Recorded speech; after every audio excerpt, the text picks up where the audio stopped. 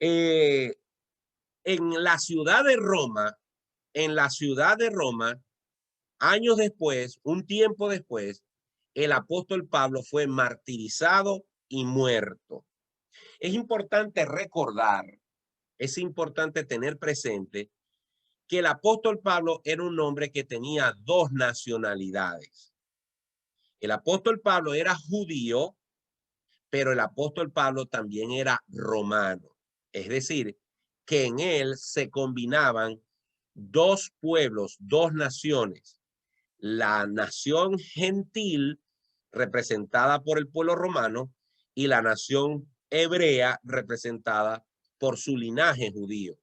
De hecho, Pablo pertenecía a la tribu de Benjamín, y el mismo Pablo se presenta en el libro de los Hechos, en el capítulo 22, si no me equivoco, o 23, se presenta como un hijo de un fariseo, y se presenta como un fariseo que era la secta más, más estricta de los judíos. Es decir, que Pablo era un hombre que había sido incluso preparado por el gran maestro de la ley, Gamaliel. Era un hombre que conocía perfectamente el judaísmo, pero que también conocía perfectamente la cultura romana. Sin embargo, a pesar de que él había nacido en Tarso, lo que hoy en día es Turquía, Pablo murió en Roma, martirizado allí a las afueras de esa ciudad. Eh, eh, ¿De dónde salió esta iglesia? Yo quiero invitarles un momento a que vayamos al libro de los Hechos.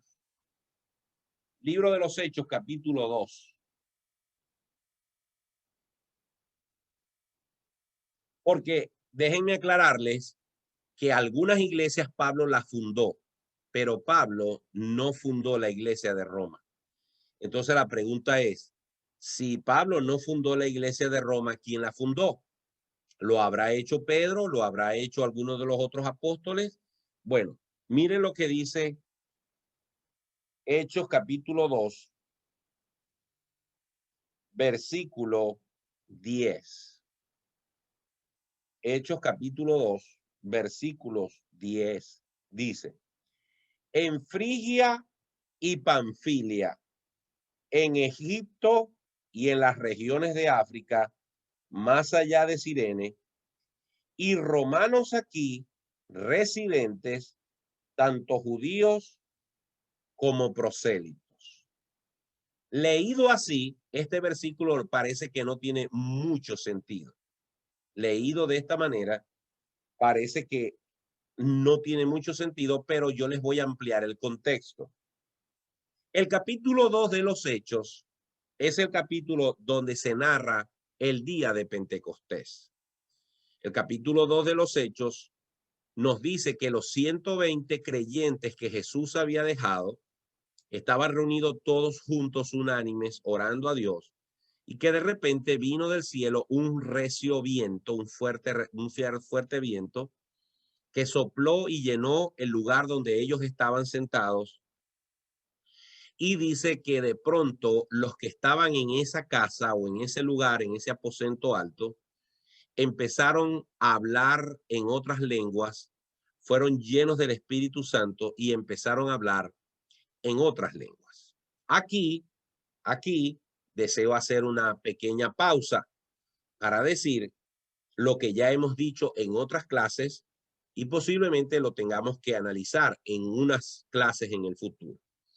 El hablar en lenguas normalmente en este tiempo se asocia con una lengua extraña que nadie puede entender, pero que no es una lengua humana, que no es una lengua terrenal, sino que es una cantidad de, uh, de pronunciaciones de algo que nadie puede entender.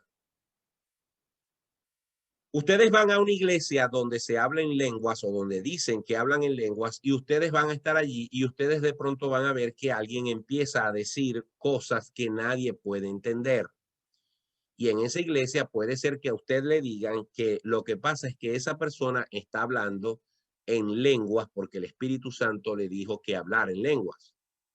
Eso es muy común en muchas iglesias de tipo carismática o de tipo pentecostal. El argumento de quienes todavía hablan lenguas es que el Espíritu Santo le da un idioma que se habla en el cielo, por ejemplo, y por lo tanto pueden decir ese tipo de cosas que nadie entiende. Lo curioso, lo extraño para esas personas que piensan eso, es que la primera vez que la Biblia habla de hablar en lenguas, podemos en una simple lectura del capítulo 2 de Hechos, podemos llegar a la conclusión que lo que ellos hablaron no fueron palabras sin sentido o palabras que venían del cielo. Lo que hablaron los hermanos que estaban en el aposento alto fueron otros idiomas, otras lenguas que se hablaban en otras partes del mundo. Como ustedes saben, desde la Torre de Babel para acá, en el mundo existen distintos idiomas, distintos dialectos, distintas lenguas. Y ya expliqué en una oportunidad, y hoy lo reitero, que para ese momento en el que sucedió esto de Pentecostés, Jerusalén estaba llena de una cantidad de judíos que habían venido a Jerusalén para adorar, porque esas religiones como el judaísmo, como el islamismo, esas religiones acostumbran a adorar a Dios en la ciudad santa. En el caso de los judíos, la ciudad santa es Jerusalén. Para ellos es importante ir hasta Jerusalén para adorar a Dios. Pero los judíos, desde tiempos ancestrales, mucho antes de Jesucristo, los judíos han estado errantes por el mundo. Estuvieron errantes en Egipto, estuvieron errantes en Babilonia, y desde entonces los judíos han estado por toda la tierra. En todas las partes del mundo hay una comunidad judía que se relacionan entre ellos. Muy bien, pero cuando se trataba de ir a Jerusalén para adorar a Dios, muchos de ellos viajaban desde esas zonas donde ya se habían radicado, donde ya habían aprendido los idiomas de esas ciudades, donde ya hablaban los idiomas de esas ciudades que no eran judías, pero ellos se habían ido a vivir allí, y venían a Jerusalén para poder adorar a Dios. Pero ellos tenían dos idiomas. Tenían el hebreo o el arameo, que era el idioma popular de los hebreos. Lo conocían porque sus padres, sus abuelos se los enseñaron. Aquí en este grupo tenemos mucha gente cubana. Algunos vinieron recientemente, pero otros vinieron desde los años finales, principios de los años 60. Y esas personas llegaron a este país hablando español, pero a los pocos años la necesidad los llevó a hablar inglés. Y en las familias cubanas, por cierto, que son familias latinas, por lo menos en esas generaciones, enseñaron a sus hijos a hablar español, aunque sus hijos se levantaron en un país donde hablaban inglés como idioma natural. Y en algunos muy afortunados, porque tuvieron la valentía de seguirlo haciendo, enseñaron a los hijos de los hijos a hablar español. Entonces, es factible aquí en Miami conseguir gente que es de tercera generación que, aunque han nacido aquí y incluso sus padres nacieron aquí, sus abuelos vinieron de Cuba y tienen la bendición de hablar dos idiomas. Hablan el español y hablan el inglés. A veces el español un poquito machucado, pero lo entiende. Aquí lo que ocurrió en Hechos, capítulo 2, es que judíos que vivían en esas zonas vinieron a Jerusalén para adorar, y cuando el Espíritu Santo cayó sobre los hermanos del aposento alto, cada uno de ellos empezó a hablar en un idioma, en una lengua terrenal de otra nación. No empezó a hablar garabatos, no empezó a decir palabras sin sentido. Estaban hablando otros idiomas. ¿Cómo lo sabemos?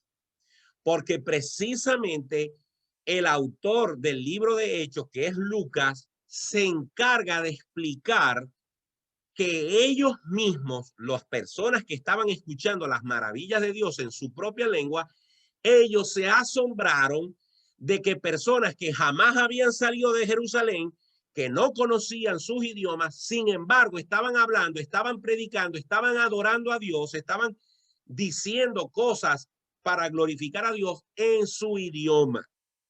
Es decir, si lo traspolamos a esta época, ellos estaban ahí en Jerusalén, venían de Alemania, venían de Suiza, venían de Brasil, venían de África, venían de Estados Unidos, venían de España, venían de China, venían de Rusia, venían de Bélgica, y les llamó la atención, siendo ellos hebreos, pero hablando cada uno de esos idiomas, que estos hermanitos que apenas hablaban hebreo, porque era lo que conocían, de pronto los escucharon hablar en belga, los escucharon hablar en portugués, los escucharon hablar en ruso, los escucharon hablar en chino. Estoy traspolando ese tiempo para acá. Los escucharon hablar en su propio idioma, no escucharon unos garabatos.